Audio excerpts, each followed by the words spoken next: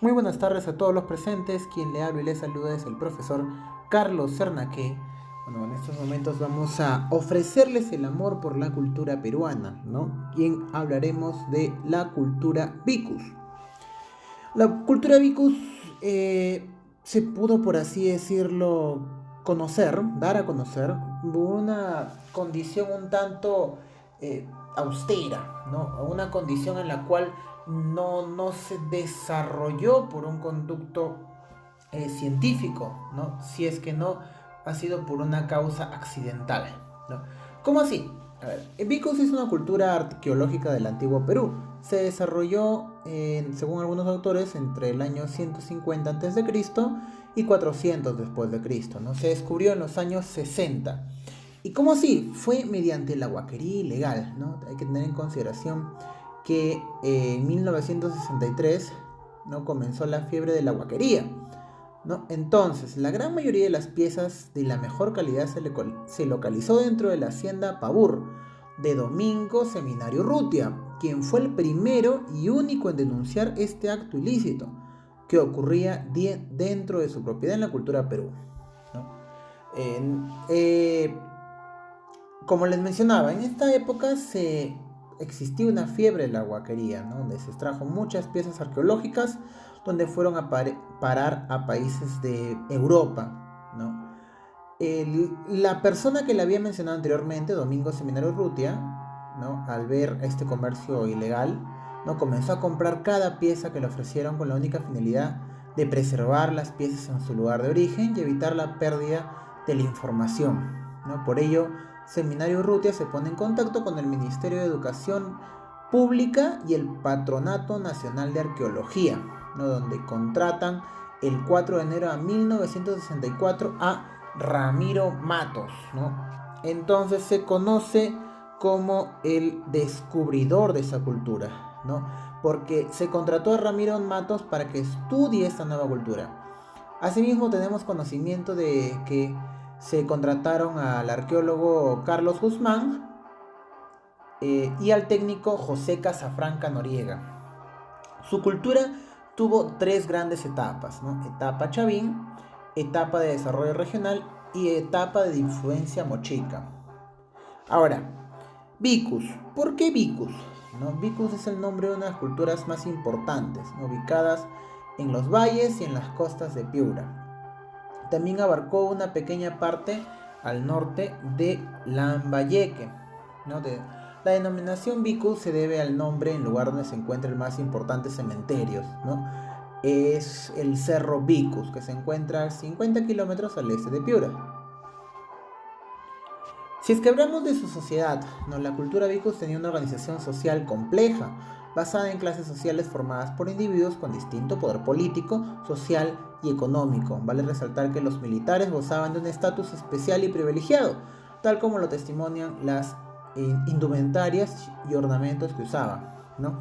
Hay que tener en consideración que dentro de estas épocas los que se comunicaban, por así decirlo, con los dioses, gozaban de ciertos privilegios, ¿no? Y la sociedad estaba jerarquizada, como por así decirlo, desde una posición piramidal, por así decirlo, donde se encontraban en la cima los gobernantes, que eran los sacerdotes, el curaca, que estaba ligado también al gobierno, los militares por debajo de ello, los comerciantes por debajo de ello, los agricultores por debajo de ello y por último los esclavos, quienes eran esclavos anexados a esta cultura por las luchas entre las tribus, ¿no? Y ahora, si es que hablamos de sus manifestaciones culturales, ¿no?, si es que hablamos de las manifestaciones culturales de la cultura Vicus, definitivamente tenemos que hablar de su cerámica, ¿no? Esta fue una de las más grandes e importantes manifestaciones con influencia de otras culturas contemporáneas, ¿no? La cerámica Vicus se caracteriza por ser maciza, rústica, con detalles grotescos, ¿no? Destaca la decoración modelada por un lado, que representan figuras humanas en distintas actitudes, ¿no?, o actividades, como guerreros, tejedores o personajes que han sido interpretados como sacerdotes, ¿no? Por otro lado, representan a la fauna local, en donde se encontraron cerámicas con formas de ciervos, roedores, felinos, primates y diferentes animales, ¿no? La cerámica Vicus tuvo tres etapas de desarrollo: el vicus negativo, el vicus vicus y el vicus moche, ¿no?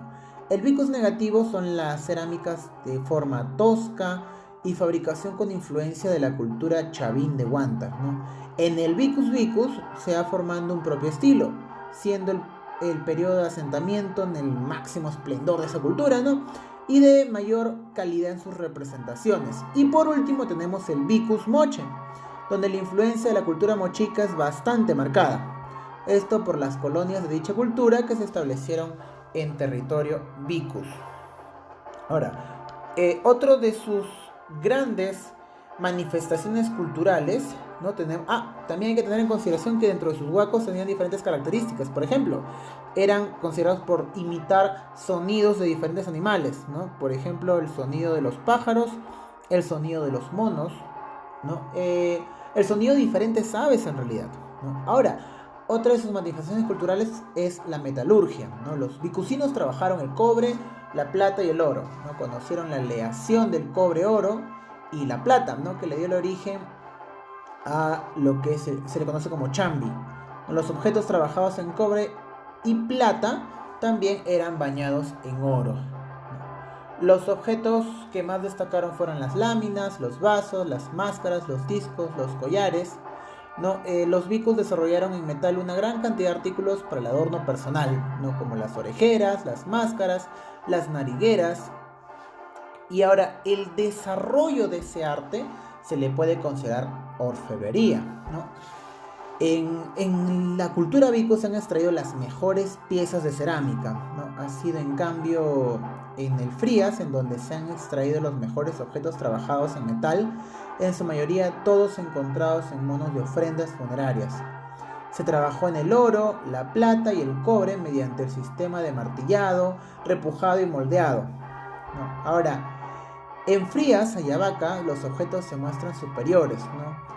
Las esculturas antropomorfas en oro, en láminas para los soldados, y desde ello tenemos las estatuillas de Frías, ¿no? Por ejemplo, el Venus de Frías y el Hombre de Frías, ¿no? Que son cabezas zoomorfas de lengua móvil, y los acordados y otros objetos, ¿no? Que manifiestan o evidencian uno de los mayores trabajos de orfebrería en oro.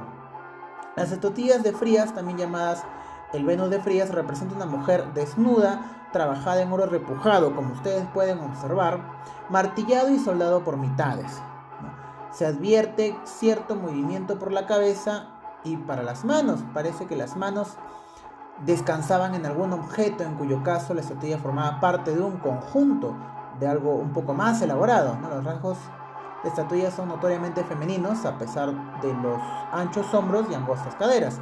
Este trabajo representa el mejor trabajo en oro de todo el Perú, para que ustedes lo tengan presente. Muchísimas gracias.